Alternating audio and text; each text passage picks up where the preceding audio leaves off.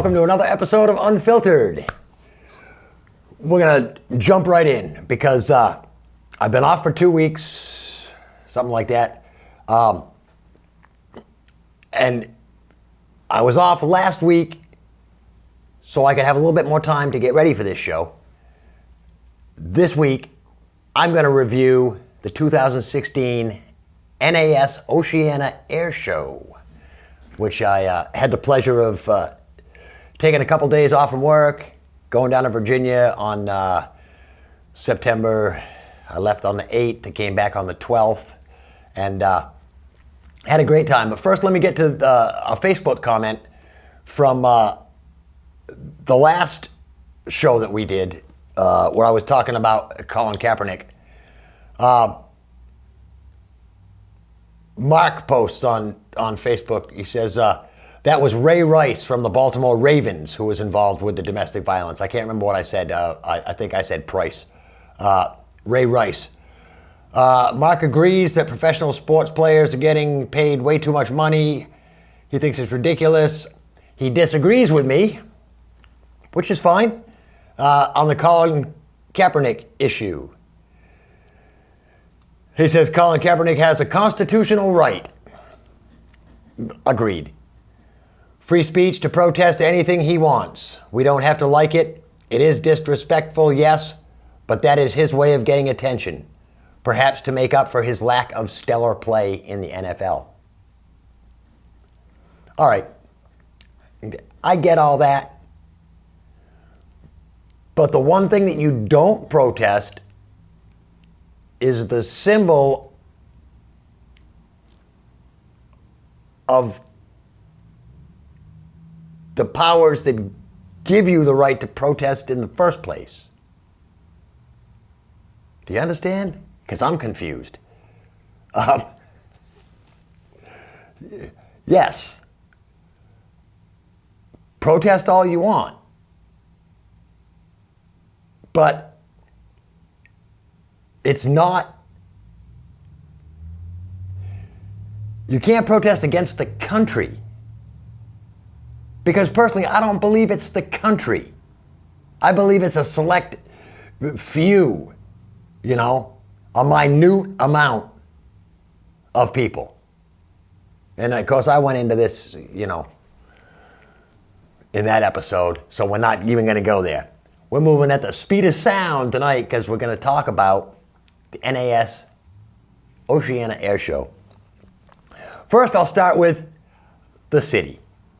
Virginia Beach. What a wonderful, beautiful little city, resort town, I should say. I was stationed there between 1979 and 1981 while I was in the Navy. Virginia Beach has some wonderful art. And I'm going to show you some pictures here, if I can pull them up. There they are. Just some pictures from around the area. This is on the side of a building on the boardwalk. This is the other front part of the building. Going down the street, I saw this, the Abbey Road Pub and Restaurant, established in 1982. Said Beatles breakfast and drink special Saturday and Sunday at 9 a.m. Unfortunately, I was there on a Friday. But beautiful artwork on the side of the building. The next one is the back of a building. A big old happy sun face. It's just beautiful. And this one I remember from when I was stationed down there on Barr's Pharmacy. An ocean scene. This is from along the beach. And this is another side of a building. And it's art. It gives people, if these drawings and murals weren't on these walls, they would be just big, blank, empty brick walls, concrete walls. So you hire you commission some artists to come in, do beautiful murals on your buildings. It makes people stop and look at places that they wouldn't normally look. Who would stand and look at the side of a blank building? Nobody. You put a beautiful mural there, all of a sudden you've created something that people are going to stop and they're going to look at. And the more involved the mural is, the more people are going to stand there and look at it. Plain and simple. Another thing I thought was really cool. Friday evening I was driving down after the practice air show that I watched, and we'll talk about that in a few minutes. I was driving down one of the boulevards called Laskin Boulevard, or Laskin Road. And as you get up to the beach, you run into what is called the Virginia Beach Gateway. Let me pull up. I know I posted it on my page here. Somewhere. I was on the wrong Facebook page. And scroll down to, I put it in an album. So we'll go to the albums. It should be right on top here. I want to get the information right because it's a sculpture in the middle of a roundabout. Hey, and there's room to walk around it out on the roundabout. It's called the Wave Sculpture. And it's a sculpture by Jeff Larimore, and it's at the new Laskin Gateway. It's a 35-foot stainless steel sculpture that rests in a 35-foot wide reflecting pool inside the Laskin Road roundabout in Virginia Beach. And it's beautiful. You have to agree, it is beautiful. This is just a few shots of it from different angles. And of course, I think I shot 40 pictures or 50 pictures at this sculpture, different angles, close-ups, wide shots. It's just, again, it's something that draws the attention, away from just, it's kind of a zone that's between two zones, if you know what I mean, is like residential and commercial down into the resort area. And this roundabout kind of separates the two. It's the Laskin Road roundabout in Virginia Beach. If you get down that way, stop by and check it out. It's very cool. All right, now, like I said, I was stationed at NAS Oceana back in the late 70s, early 80s. And what memories going to this air show brought back. For one thing, they parked us. The parking was actually on the tarmac where my squadron used to park our planes.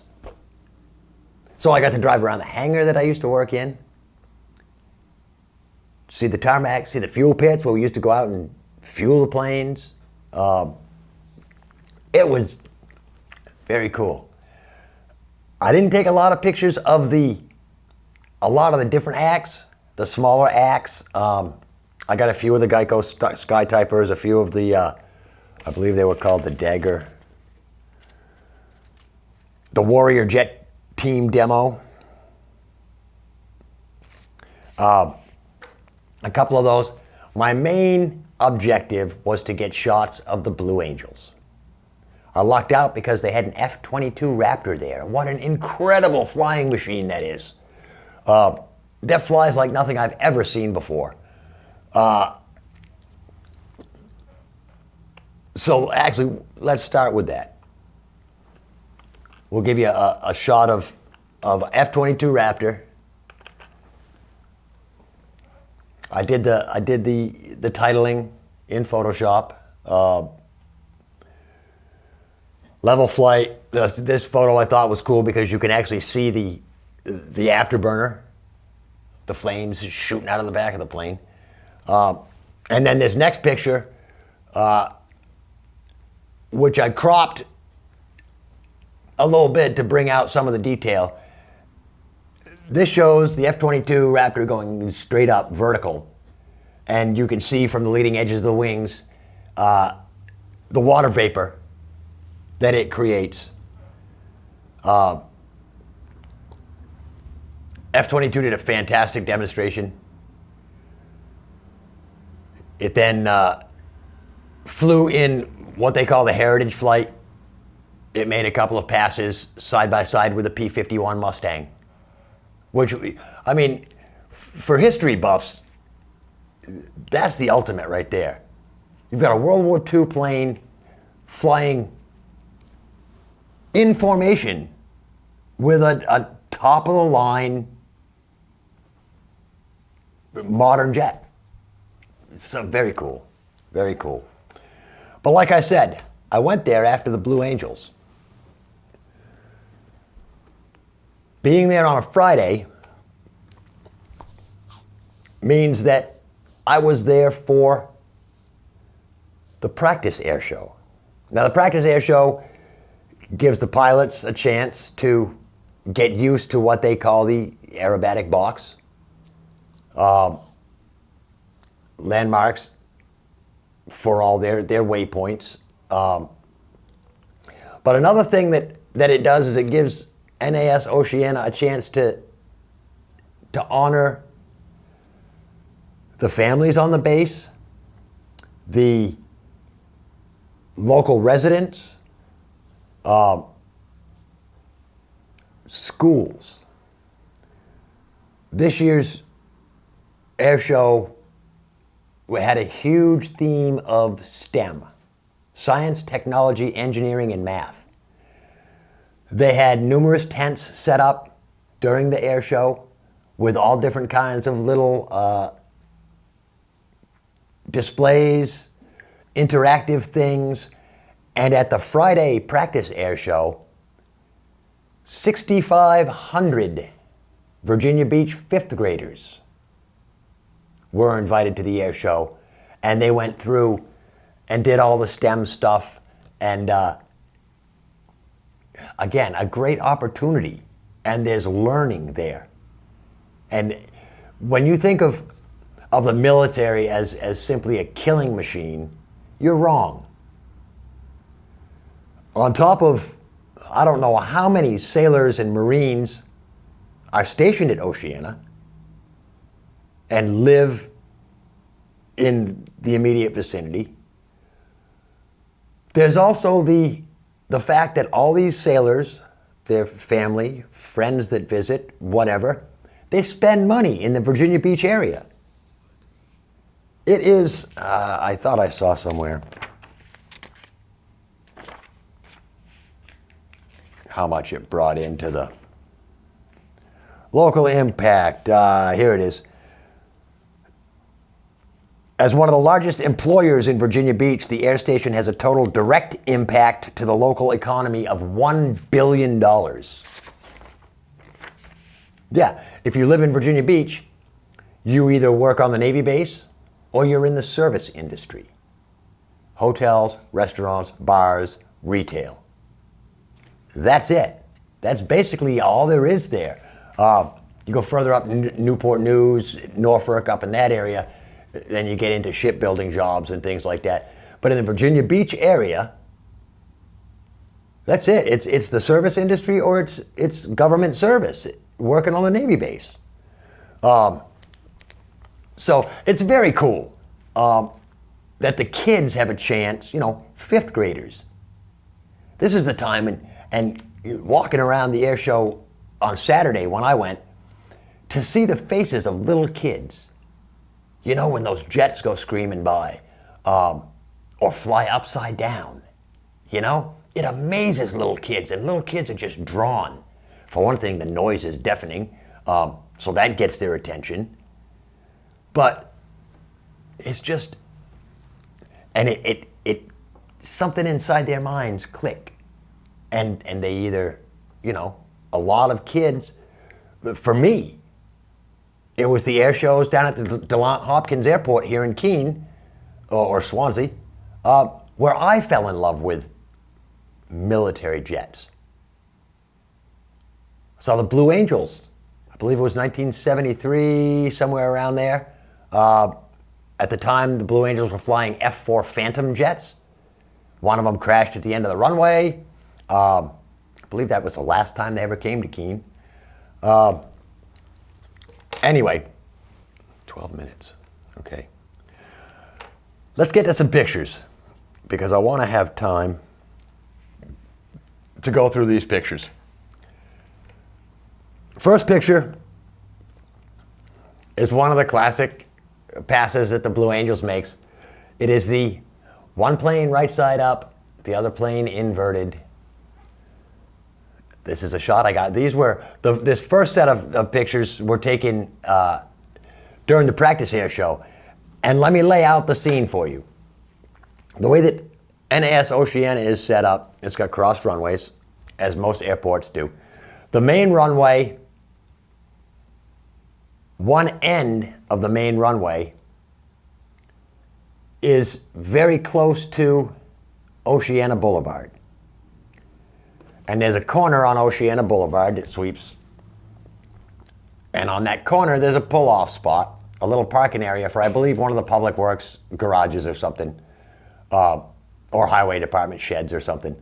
And people gather there at the end of the runway and sit and watch the planes take off and land. And that's a beautiful spot to watch this practice air show.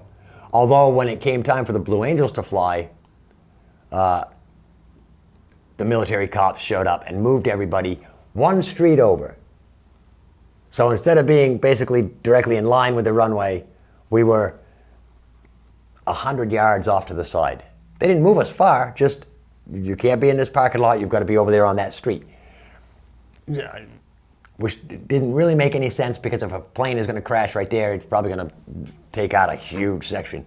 But the Blue Angels don't like anything in their flight path. And that was basically what they were clearing off. They were clearing off that straight line flight path, basically the axis of the show. So the next picture is standing there taking pictures with my 400 millimeter lens. The group came over in formation and I whipped up the lens and took the first shot, and 400 millimeters got me a little close.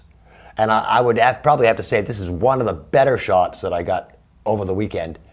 The next shot is Blue Angel number 2 coming in for a landing at the end of the practice air show. And this is a great shot of the flaps down, the wheels are down. Then came the morning of the air show. This shot shows Blue Angels number 7 on its takeoff. He's a foot off the ground, a couple feet off the ground maybe. He took off and flew around. This shot is one of my favorite angles of warplanes, is his head-on, looking basically right down the barrel of the guns kind of thing. So I was happy to get that. When the Blue Angels take off, a group of 4 takes off in formation, and then the 2 solo pilots take off in formation. One of the solo pilots stays very low to the ground, a very slight angle, upward angle, taking off. He raises his wheels and, stays on the deck before he pulls up.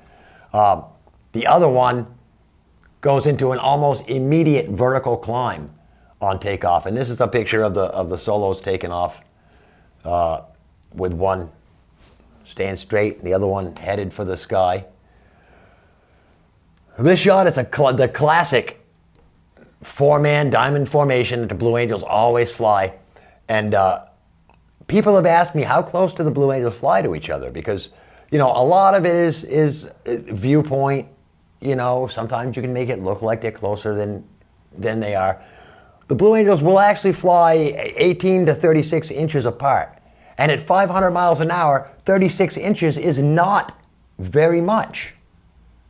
I mean, you're talking about 50,000-pound planes going at 500 miles an hour between 18 and 36 inches apart. If you're in, looking at this picture, for instance, Blue Angel number 3 is the bottom plane in the picture, and if the pilot in Blue Angel 3 looks directly over his head, he sees the wing of Blue Angel number 1. Yeah, that's how close they are. Okay, this is another shot of the one plane right side up, other plane upside down, and this is what they call a dirty pass.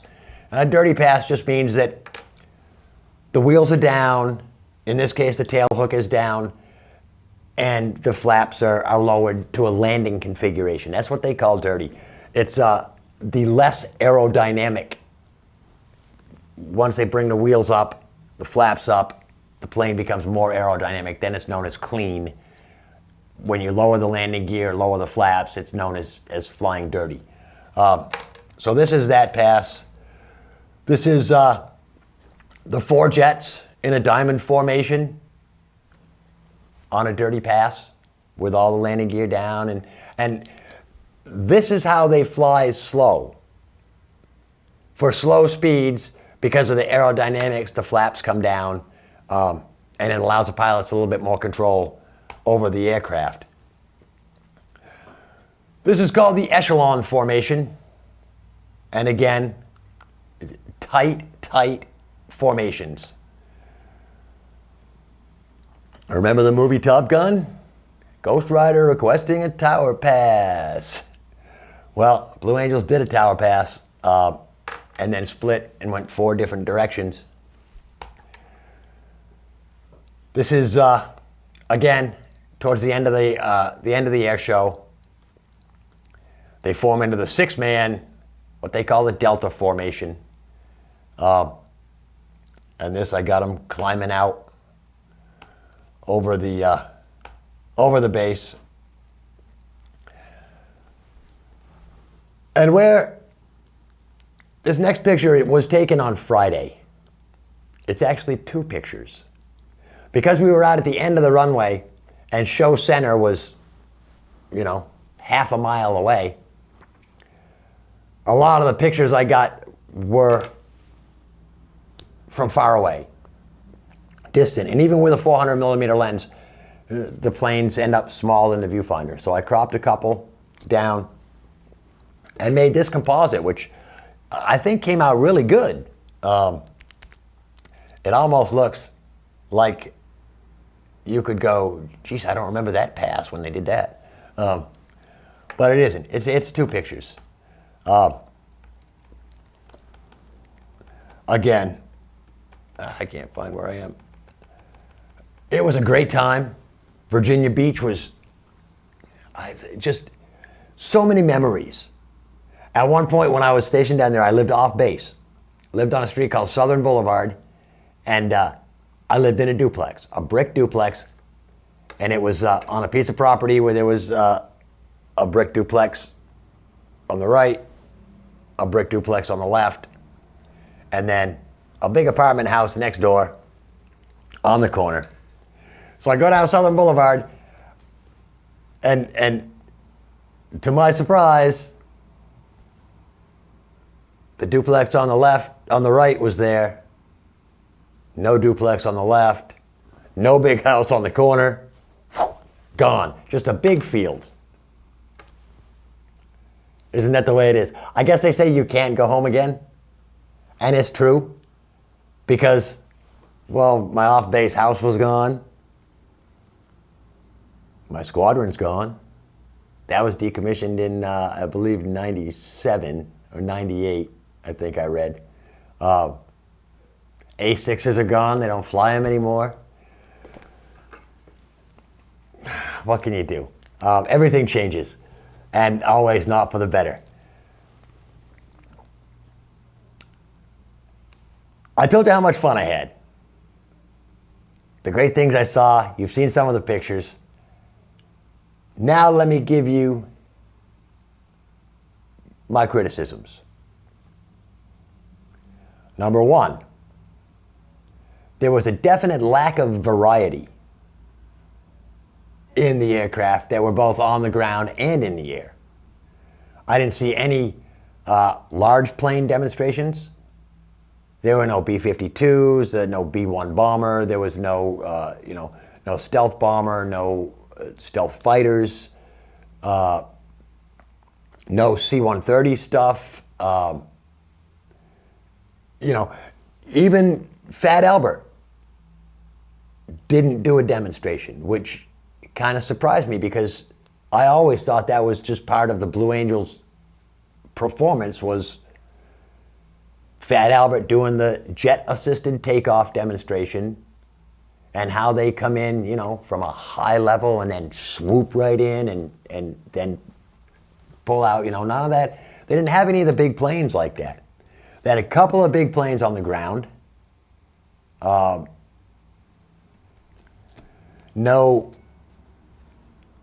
Again, one of the things that bothers me about air shows is the fact that you don't see the old jets like you used to. You see all the newest, the latest, and the greatest, and what that meant at NAS Oceana was F-18s, F-18 Super Hornets, F-22, a lot of that stuff. I think the military should keep some of those older planes, the A-6s, the F-4s, the A-4 Skyhawks, the A-7s, just for demonstration purposes like that. Another thing that really threw me was it seemed like there were a lack of trash cans. I carried an empty cup around. It seemed forever before I found a trash can to throw it in. All in all, a good week. And as time winds down here, I'm going to leave you with this picture right here, which was taken at Ned's Point on the way home. It was a sunset at Ned's Point, which I thought came out really good. And I hope you like it, because it was beautiful. And I love it when everything just falls into place. And that's what happened with this picture here. So, until next week, I'm Rick Blood. This is Unfiltered. Peace.